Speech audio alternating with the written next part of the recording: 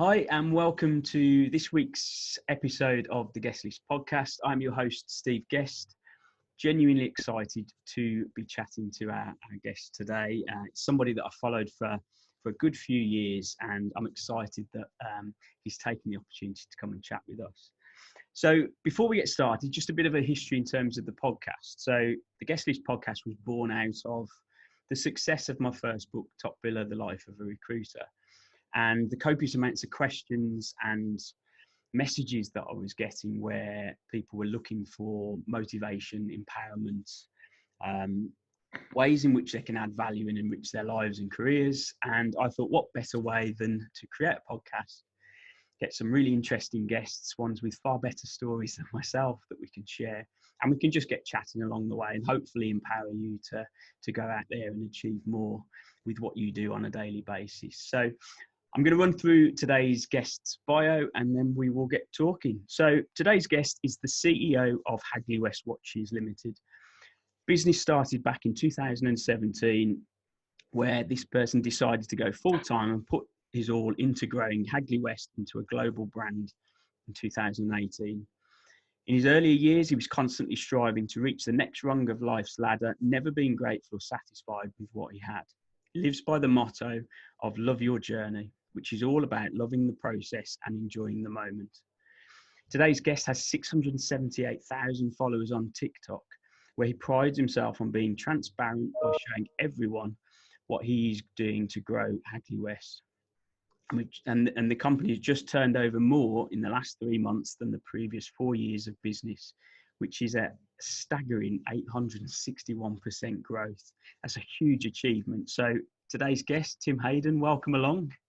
Hi, how you doing? I'm very well, thank you. It's great to finally actually just talk to you, because I see so much content that you put out there. And you'll know as anyone else that people feel like they already know you, even though we've never spoke. I get that a lot. Yeah. I had that just at the weekend as well, where people just come up, and it's got to the stage now with the social media that I literally get recognised every time I leave the house. Everywhere I go, someone recognises me or comes up to me. So it's very nice, a bit daunting, a little bit scary, but it shows it's working. Yeah, I must admit. So I'm often on a different platform. I spend a lot of my time on LinkedIn, and I go to a lot of business networking as part of the day job. And you'll have people come up and just start talking to you as if they've known you for years. Yeah. And the amount of times I've had to kind of stop them and say, I'm really sorry, I don't know who you are. And you almost have to backtrack.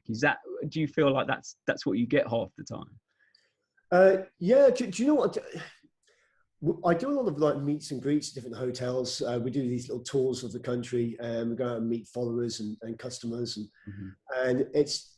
I must admit, every single person I've met has been really nice and really courteous. You do get the odd one that says, you know, they tell you what their TikTok name is. Okay. They say, "Oh, I liked your video from last week." I think, "Oh God, so another 20,000 people." It's nice that we have that connection. The one thing with the telephone is that, you know, you're into someone's personal life. The phone is something they carry with them all the time. So when they're seeing you every day, they do have that. Yeah. And that's what you're trying to build. Yeah. You're trying to build that connection with them anyway. So exactly, and that's the purpose, isn't it? It's to break down those barriers where people get to know, like, and trust you, and they start to believe in, as you say, your journey specifically, in loving your journey. We get to follow that, and we see the ups and downs, which is everything that you're trying to prevail, I assume. Yeah, exactly. Yeah. I mean, as you said, my ethos is love your journey. And one of the things I saw on social media before I started was that there's a lot of entrepreneurs, and they just like talk about their success. They just like say, "Look at me, this is where I am." The perfect world. Yeah. And it's because I think they're worried about other people's judgment, and they're trying to show themselves in the best possible light. I'm saying that now. I'm sat here in a t-shirt looking a bit scruffy after. So this is real life. Yeah. When I went out there, I think that's one of the main things I was trying to do: humanize entrepreneurship. Yeah. Because it isn't a thing which should be, you know, put up on a pedestal. It's just another way of life. Yeah. You know, it's just another thing that we're doing. I think some entrepreneurs that try and put themselves over as being better than everybody else, it's just. Well, it's not normal, is it? And I think we're all human at the end of the day. We all have a vulnerable side. We all get affected by certain things. We all have emotions, and Oh God, yeah. days where you get up and you think, oh my God, I can't even get started today. And you have to find that willingness or that inner motivation to get moving. None of us are perfect. No, Um, no, exactly it. And the thing is, I think the most important thing is to have self-awareness around that as well. mm, You know, if you're aware of who you are, because a lot of people talk about success. A lot of people talk about, you know, what is that level? What is success? And I think success just comes from like knowing who you are, having the self-awareness to know who you are, and being happy for what you've got, not for yeah, what you want to get. yeah.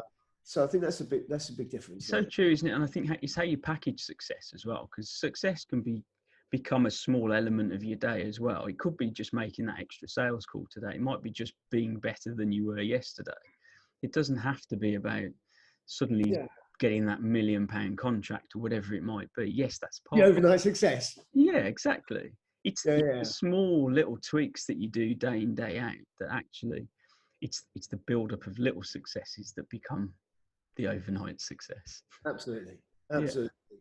So talk, I mean, from we've kind of dipped into the Hagley West element in terms of Hagley West watches. I'm a huge watch fan. I think last count I had 18, 19 watches, all of various makes and sizes and costs and everything else. And it's my guilty pleasure where the wife's bags and shoes and everything else. I'd always head towards the watches. But I mean, where did that come from? Because you haven't. It's not like you've had a career in watches, is it? That's been a completely new area for you. Okay, well, it wasn't my idea.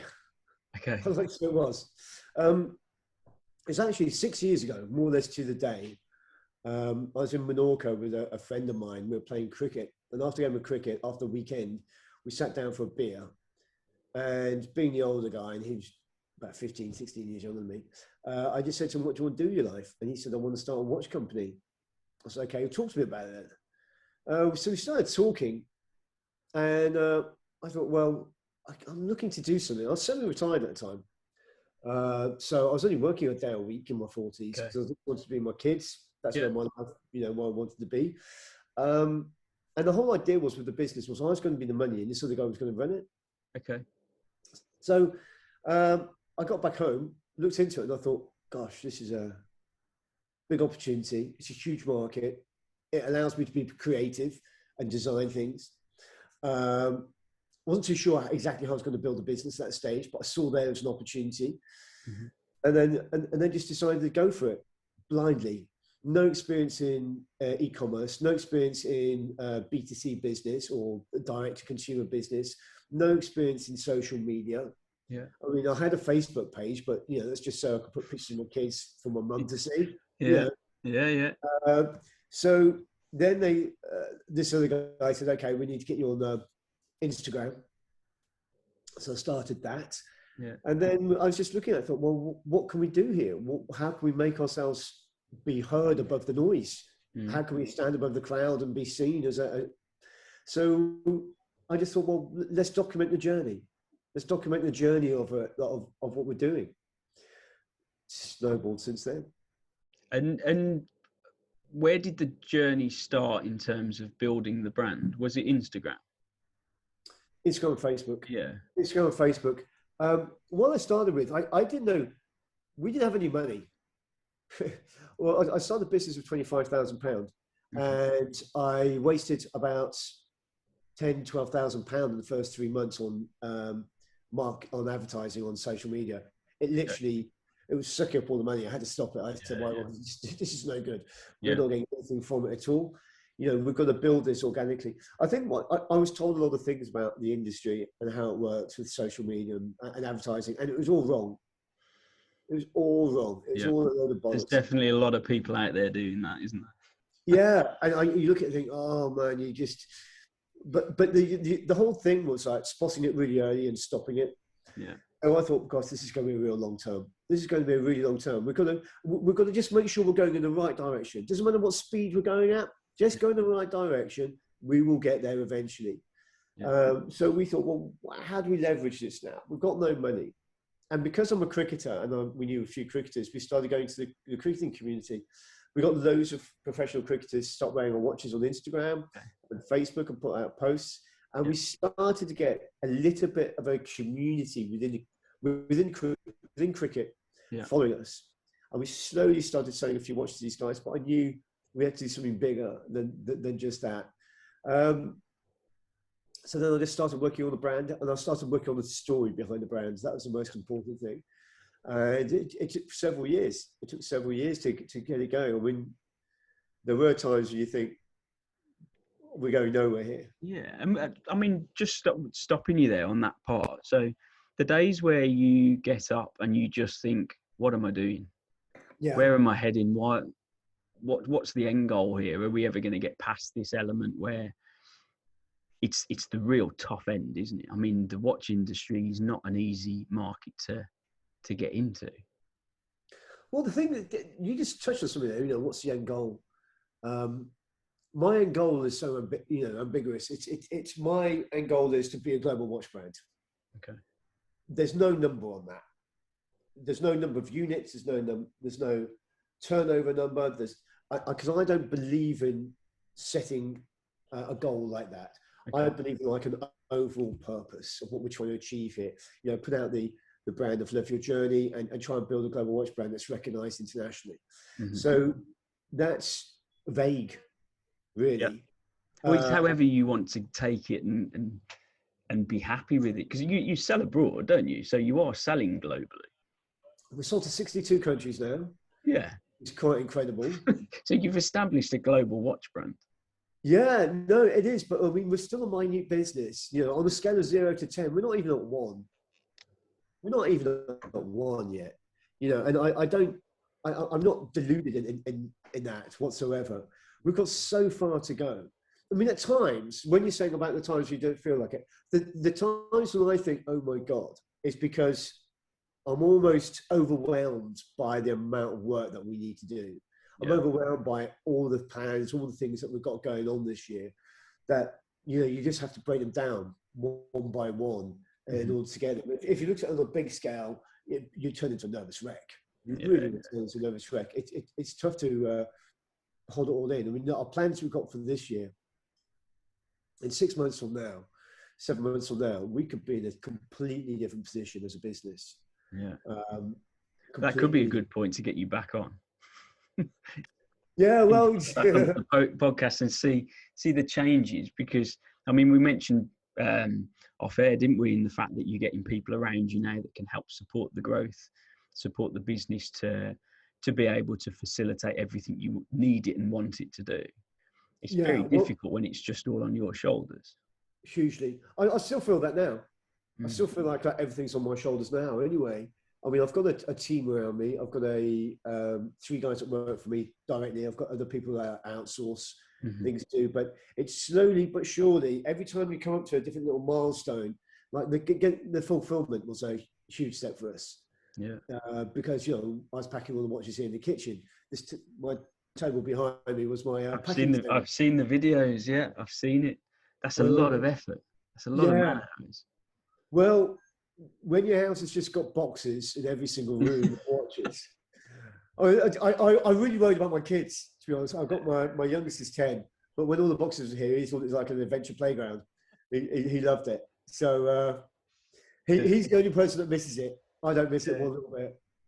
So, I mean, let's go back to the marketing, the branding. So we, I think, first got certainly exchanging messages through Instagram, and then obviously you've moved to TikTok. What was the thought process behind moving platforms and taking it to TikTok? Okay. I'd have to go back to 2019. I went on a holiday. It's my mum's 75th. We went to Dubrovnik, and beautiful place, by the way. Lovely place, yeah. And so the whole family there, we hired a house for my birthday.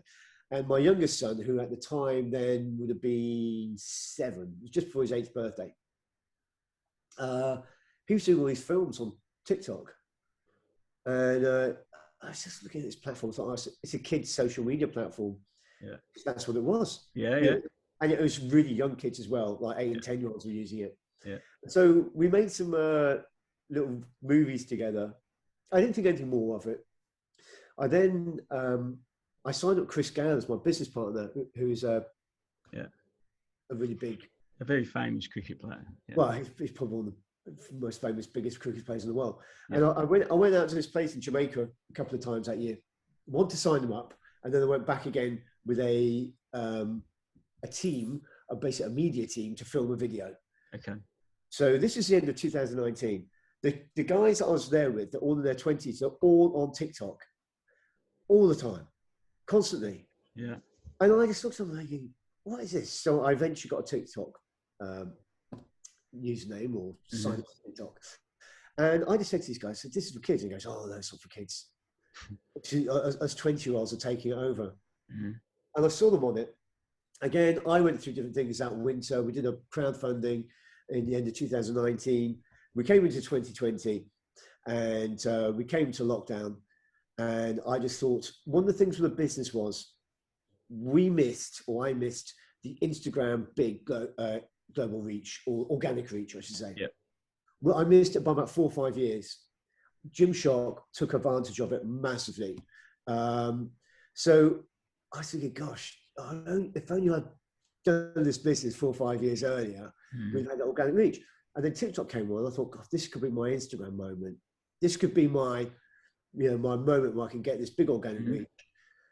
So then I just had to decide how I was going to use it. And so I thought, well, I'm not going to dance. No one wants to see me take my shirt off.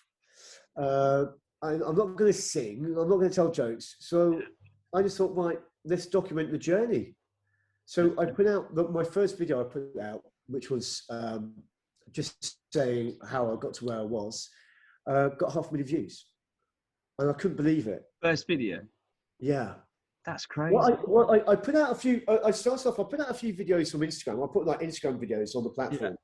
And I didn't really think much of it. And they didn't do very well. You know, they got 20, 50 views, 80 views, all that kind of thing. So I thought, well, what can I do here?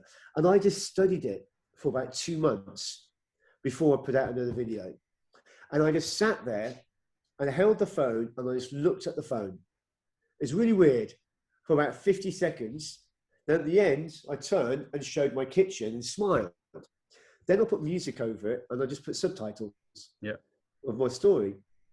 I put the video up on the Saturday. Didn't think anything of it. Got up on Sunday and looked at it. It had 4,000 views. Well, bloody hell, 4,000 views. I've had 4,000 views in my life. Yeah. And then during that day, my kids were going, Dad, it's on 10,000 now. Dad, it's on 20,000. Dad, it's on 50,000. It's on 100,000. And so they kept coming up to me, and the excitement of seeing that happen, I thought, I wanted something here. I wanted something. So let's keep documenting the journey and be patient with it. Yeah. That's amazing. That is, I mean, TikTok. So I would class myself as a reasonably competent social media user. My go-to platform is LinkedIn, has been for 14 years or so. It's where I spend most of my time. Instagram, Facebook, I do a little bit. I share a little bit of content for both. TikTok, I'm on there, but I've never mastered it. I've never kind of got over that hurdle of understanding whether it's a kids app, a dancing app.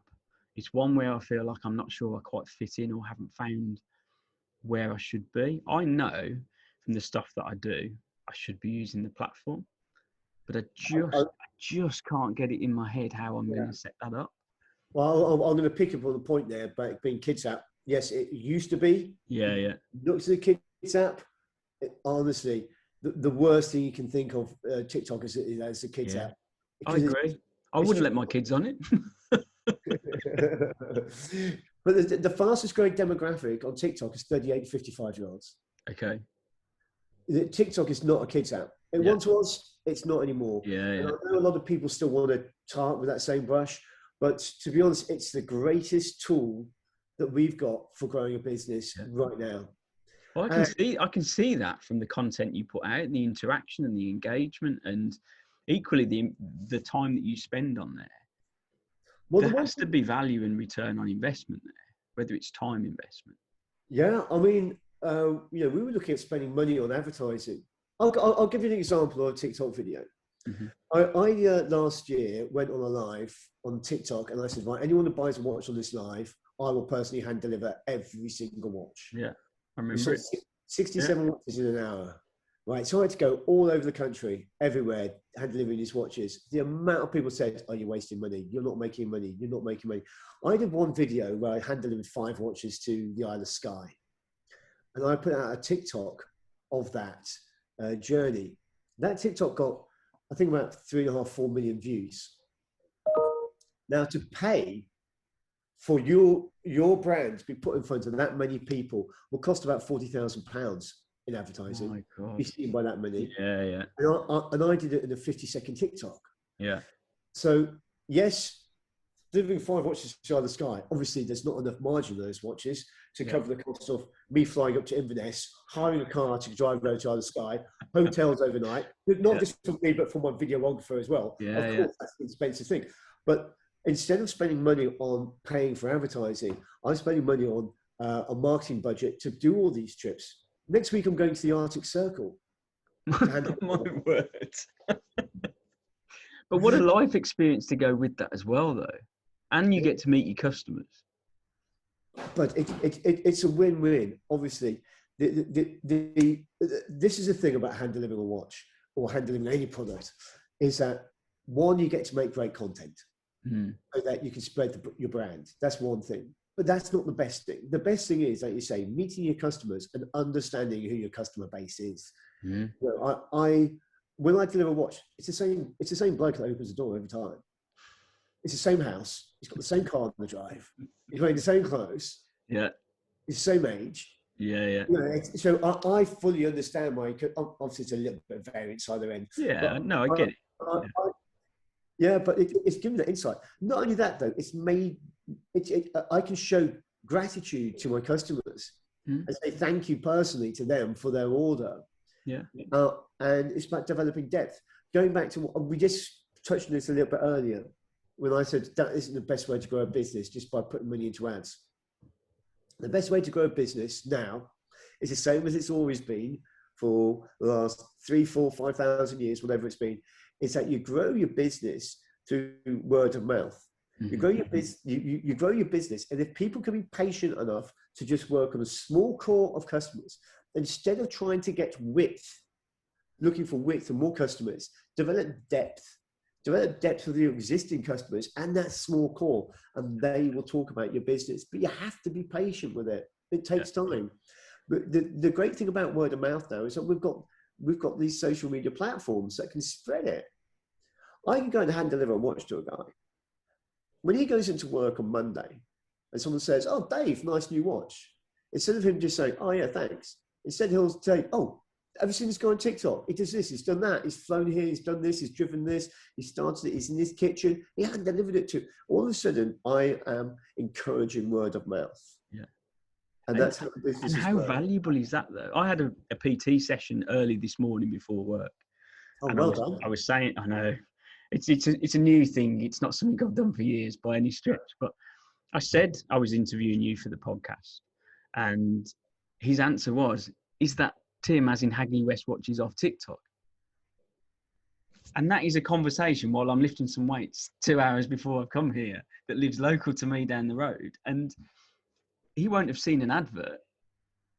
Yeah. He's seen you through social media content that you've put out. And that is the power of that personal brand, that image that you portray, and the business that you're obviously promoting as well and building. Yeah, I get that a lot. You know, I was just in Menorca at the weekend playing cricket. One of the opposition guys came up to me and asked for a selfie. Really? And he said, "The watch guy." Yeah. And so he said, "Oh, you're the watch guy off TikTok, aren't you?" Right? Yeah.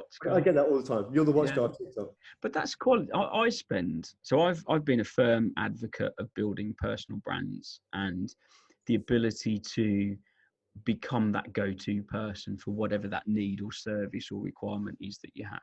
And I spend a lot of my time training recruiters and recruitment businesses into building a brand on social media, creating content that allows people to connect with you, understand what you're about, what your ethics are, what your motivations are, and what you're there to either promote or sell.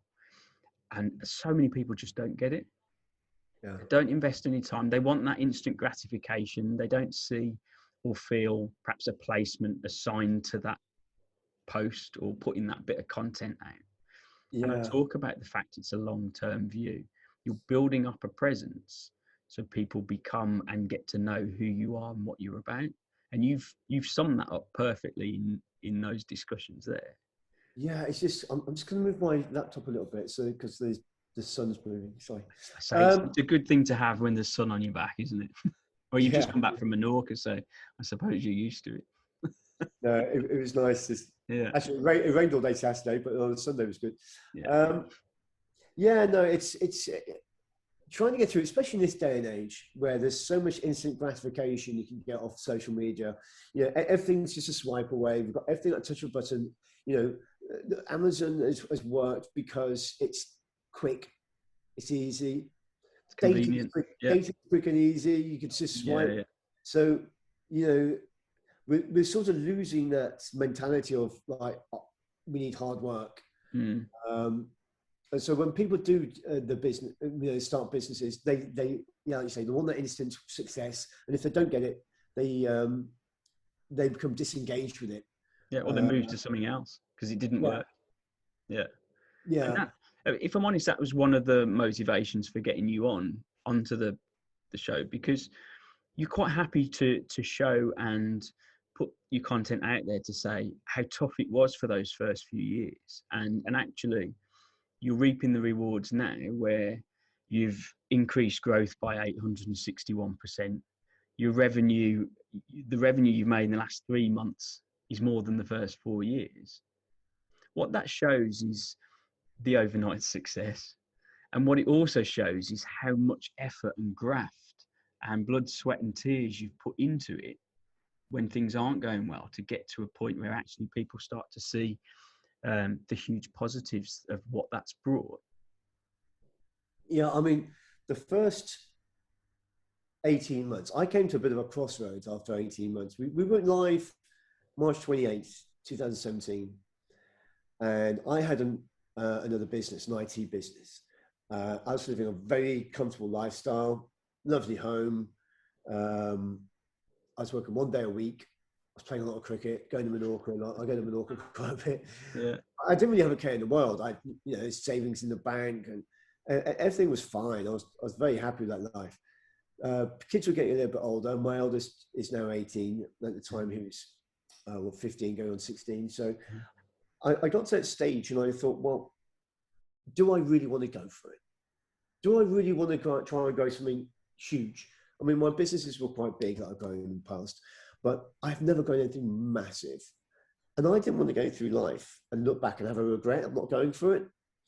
And I remember having a chat to my son, and I said, look, I can either drop the watch company and just focus on my IT business, because my IT business was starting to suffer a little bit because my focus was on the watches a bit, or I drop the IT business, which is my safety net, and I just go into the unknown. And then going into the unknown, I knew I wasn't going to earn any money for a couple of years. I knew that my personal money would be running out. I knew I'd have to sell my home. I knew I'd have to put a lot on the line, and put everything on the line, not a lot, everything, to really go for it. That's scary. Yeah, that wasn't a quick decision. No. You know, it wasn't a quick decision at all. It took a couple of months, and to be honest, I went to a few dark places in that time as well. But in 2018, it wasn't a pleasant time for me at all. You know, the business wasn't working. I had a business partner who wasn't really doing it, wasn't really getting it. Yeah. And I thought, this is all going to be on me, because not only I had a business partner, we were 50-50. And I knew at that stage I was going to have to take over the reins, and I was going to have to tell him, and he was a mate. I was going to have to say, look, you know, it's just not for you. So it was tough. It was really tough. And then in October 2018, I made a decision to go in full time on the watches. And I knew then that the other business, the IT business, I'd have to wind down. I knew I wasn't going to earn any money from it. I knew I wasn't going to earn any money at all. I knew how much time I had left. I knew I'd have to sell my house. I've got my kids in private education, things like that. Says, I was having to pay quite a lot of things out. Income. There's only a finite amount of time you can do that for. So I took that plunge, but that was a scary decision. It's hardcore. And I think if ever you're looking for motivation, you've just said it there. Yeah, I mean, do you know what? I just, like I said before, I don't want to get to 70, 80 years old and think, what if? Yeah. What if? I also thought I hadn't reached my full potential. Yeah. I honestly don't believe I've reached anywhere near my full potential. From the outside world looking in, I was doing well, I was comfortable, everything was good. But inside, I was thinking, I could do better than this. Yeah. You're looking for something to kind of almost relight that fire or that burning desire to go out and achieve something. Yeah, definitely. And also, the other thing that pushed me over the edge was I wanted to show my kids what their dad could do, because they've just seen their dad, like, semi-retired. Yeah. Off to Mr. Man of Leisure. Yeah. Yeah, they're thinking, God, life's easy. Look at Dad. What does your dad do? He plays cricket. Because they didn't see me build the IT businesses. They didn't see all the hardship I went through those. Yeah. All they saw was me reaping the rewards after 10 years of hard graft. It's amazing though, because we've got two boys. We've got as a 9 and 5, so 10 and 6 this year. And I would say the real kick up the backside for me was when our oldest was born, because you're responsible for something else, and everything you do on a daily life isn't just for you anymore.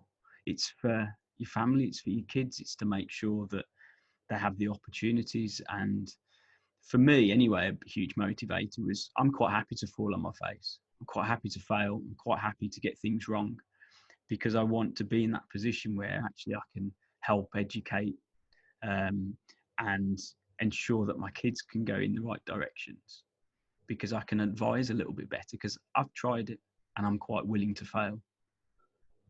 100%. Well, the one thing with the kids is that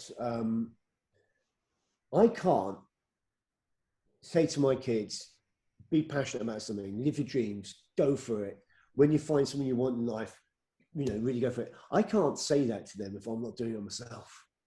Yeah. And I think with everything with your kids is, you can shout all day at your kids about their manners, about how they should behave, everything else, and you'll get nowhere. How you bring up children is that you lead by example, and you show them how to behave. So you don't tell them, you show them. So that's another big thing for me. Yeah. My son, my eldest, is at drama school, and he wants to be an actor. Yeah. He's got a really tough road ahead of him. I mean, well, my brother does it, and there is no let-offs. It is a tough route. It is an enjoyable one. My brother loves it. Yeah. I mean, George is going to be really happy doing it, whatever level he does it at, because he loves drama. Yeah. So he's following his passion, but for him to make it, he's going to have to put in some serious hard graft. Yeah. So I've got to show him how hard I graft. Yeah, and it's really important. While we talk about things like that, so I'm a firm believer of surrounding yourself with motivational, inspirational people, whether that's through reading books, whether it's YouTube videos, whether it's just having the right people around you that you go to, mentors, coaches. Who would you feel, or who would you say perhaps has had the greatest impact on you as an individual? Who do you surround yourself with in the times where you need people? Do you know what? I was just thinking about this just the other day. I'll answer that question. I'll just put a little bit of pretext on it. When I was younger, my dad was really unambitious. No ambition whatsoever. My mum, not really. She was a nurse and she loved what she was doing. She's found her vocation in life. And so when I was growing up, I always wanted to be a businessman or an entrepreneur, but never thought I could be. Mm-hmm. And there wasn't any noise around me saying you can do it, or this is, giving me the confidence to do it. Yeah. Whereas now we've got social media and we can find all those voices, you can find all those right people, and you can surround yourself by those people and listen to them. So I think now, people have got such a great opportunity, because it's so important that you listen to.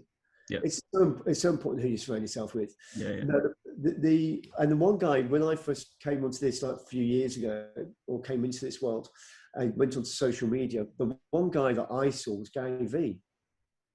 Yeah. I started watching him, and I just thought, bloody hell, he thinks the same way I do. Yeah. Yeah. And then I read the autobiographies. Well, I got the audibles for Richard Branson. Mm-hmm. And I was listening to his stories and everything that he was thinking. I thought, God, he's exactly the same as me, the way he thinks. Although everything he thinks has got a few more zeros on the end. That's the one difference. Yeah. But it's nice to, because sometimes it's a lonely job being an entrepreneur. It's a really lonely job. And there's not many other people that think and behave the way that entrepreneurs do. Yeah. Because I don't believe that everyone can be an entrepreneur. And I don't believe everyone should be an entrepreneur, because a lot of people don't want to be either. Yeah. But you do get quite a few people saying anyone could be an entrepreneur. I think it's so wrong. I think it's the self-awareness, knowing who you are is the most important thing. But yeah, I think Gary Vee and Richard Branson, I really, really admire Richard Branson. Yeah. What he's gone through and how he just keeps going through it. And it's quite funny. He goes, when you listen to his stuff, he goes through exactly the same anguish and pain and doubt that all entrepreneurs do. But it's just on a much bigger scale. Well, and that's it, isn't it? And I think as they've become more successful, the down and up days, the thought processes, the discussions, the doubts are the same. But as you say, they're just a much bigger scale, and it's learning how to cope with them, how to have that self-awareness to be able to adapt. Or if you can't, or you feel like you've almost hit that hurdle, where do you go, or who do you seek out to try and get over that or find a way around it? I agree with you. I put my first ever social media video out 2017, I think. And that was having listened to Gary Vee crush it on Audible on the way down to Watford for a meeting. And I'd thought about it. I'd been going to lots of property networking events, and everyone there was saying, you need to be on video, you need to put yourself out there, you need to be saying what you do, telling everyone what you do and where you are. And I'd just put it off. I'd just come up with excuses.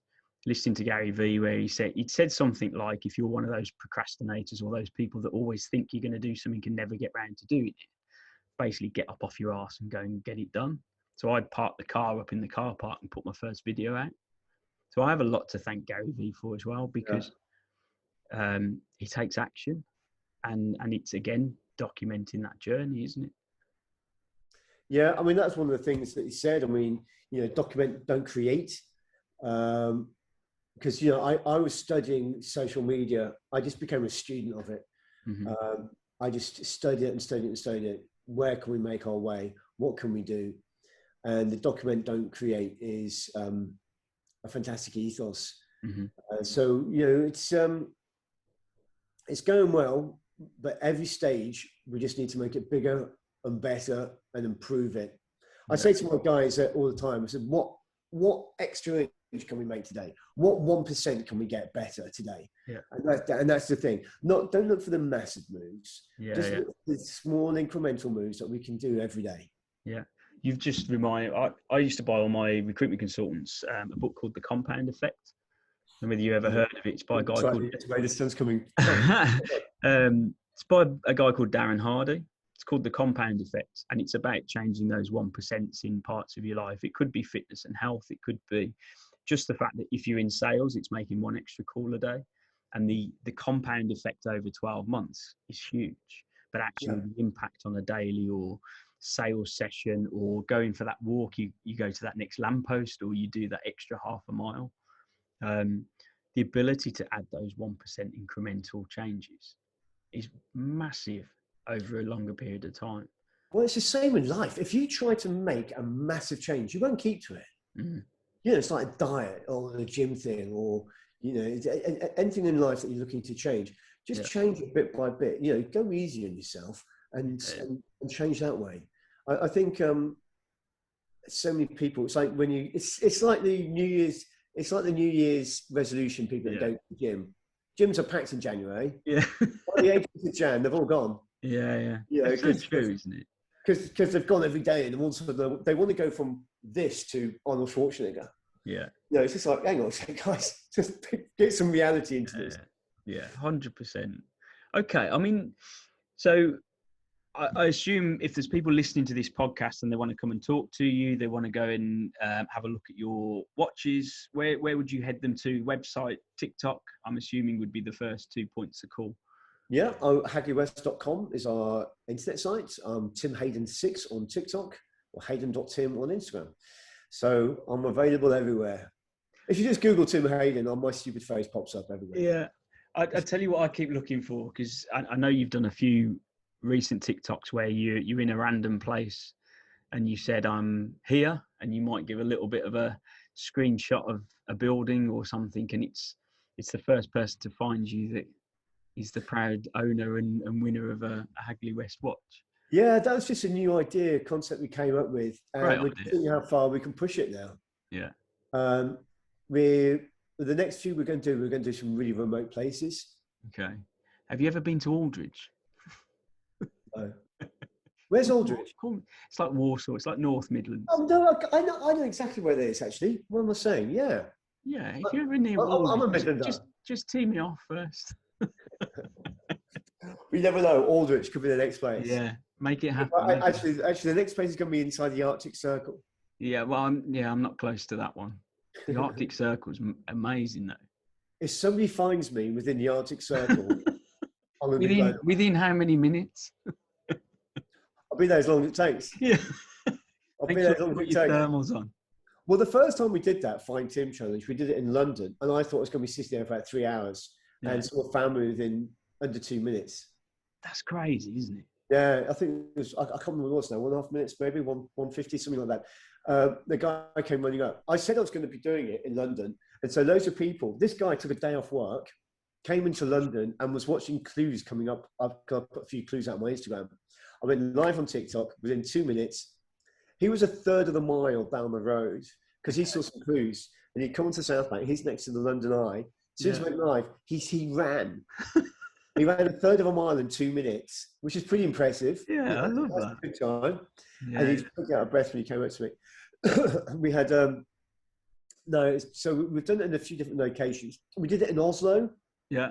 I had delivered a watch in Oslo. I did a challenge where someone bought a watch in Oslo in the morning, and I delivered it to him by hand in 8 hours. So the pressure you put on yourself, though. Yeah, I know, but it's good viewing. Yeah. Oh, it's huge good viewing. The content is second to none, because people will watch whether you make it or you don't, whether you can do it or you can't. Yeah, there's a lot of people out there waiting to watch me fail as well. Yeah. So you've got those people. So so the other day I did another challenge on the live. I just said, right, anybody who orders a watch now, anywhere in Europe, I'll put your name into a hat, and at the end of the live, I'll pick one person out. And we had orders come in and all over Sweden, Norway, Ireland, Scotland, all over the UK. Yeah. I think there's North Macedonia, I think one came from as well. Oh, wow. And anyway, I pulled it out of the hat, and it's this chap in North Norway. I looked him up on Google Maps, and he's 60 kilometers inside the Arctic Circle. So next week, I'm flying to Oslo and then up to Bodo. I'm going to meet him up there, and I hand him the watch. And then we're going to spend the next day up there. I'm going to do a Find Tim challenge there to see if anyone's going to find me in the Arctic Circle. That is crazy. Fair play to you. I mean, that is content and branding to an extreme, isn't it? Yeah. And the thing is, you see, on advertising, I spend £1,200 a month on adverts. Okay. So it's not a lot. No, not in the big scheme of things. No. I put my budget into flying off to Norway. Yeah. How cool is that as well, though? The life experience of being able to do that and document it as well. It's been brilliant. I think it's phenomenal. The ability to go and do that. Yeah, it's been fantastic. And we're going to South Africa in June as well. So we're going to Cape Town in June. Yeah. So, it's good. And then we've got but at the moment, we've also got the NFTs coming out. We haven't really touched on that today. Where did that thought process come from? always trying to be always trying to be at the forefront of the industry. Mm-hmm. You know, where is the industry going? What's going on in the world at the moment? NFTs are a new thing. Yeah. Relatively, well, it's only a couple of years old now, aren't they? Mm-hmm. So what we wanted to do was position ourselves, because in 5 to 10 years' time, if the metaverse takes off and takes over, we want to be positioned that people can wear a Hagley West watch digitally in the metaverse. Yeah. So we're positioning ourselves there now. But what we're also doing is we want to be as transparent as possible, which is why I'm documenting the journey. But with the NFTs, what we're doing is we're going to be giving our audience the power to design the watches. So in the future, all Hagley West watches will be designed by NFT holders, not by us. Yeah. You know, we'll never see it, obviously. Yeah. But we're allowing the NFT holders to come up with the designs. They'll be able to vote on it, and they'll be able to point the direction that we're going to go in. Yeah, I love that because it becomes more powerful, doesn't it? Yeah. An engaged audience, an engaged network that then decide on the future of. So my washing machine has just gone into the spin cycle in the background. You can hear it. I do actually. I thought it was a round of applause then, Tim. A lot of people do say they don't believe I'm actually building it from a kitchen, but yeah, this is real life entrepreneurship. That's what it's all about. Yeah, I got home yesterday late from Menorca. Then I had to go up early this morning, sort out the laundry, and do the school run with the kids, and then turn up scruffily for a podcast. Yeah, the work-life balance, eh? Work-life balance. Okay, well, look, a question that I always kind of end the podcast interviews with is, if you were going to leave our listeners with one single piece of advice, this could be something that you've been given or that you would offer in terms of the journey that you've been on, what would that piece of advice be? Other than love your journey, which is obviously an obvious one for me to say about loving the process, because I'll give two, because I have to say love your journey as it's my motto. The whole reason why love your journey is that no two journeys are the same, whether they be emotional, physical. They could be anything, but every journey is marked by time. It's how we spend our time, and it's the process. Success comes from loving the process, not the end goal. Yeah. It's not the end goal. It's the process. The other bit of advice I would give is that as soon as you walk outside your front door, no one gives a crap about you. Yeah. No one cares. You know, no one owes you anything. You know, don't go out expecting people, you know, that someone owes you something. No one cares about you. There we go. Yeah. And I think that there's two parts there that I love, in the fact that I always say that everything's your fault. If you think everything's your fault, you'll always prepare properly, and you'll do things to the best to ensure you get hopefully the best outcome. And I think it I suppose is a comparison to what you said there. It's about making sure you take control. You deal with the process, you manage the process, you own it, up and down, good and bad, and you make sure things happen. Tim, it's been an absolute pleasure talking to you. Cheers, my friend. Thank you for having me on.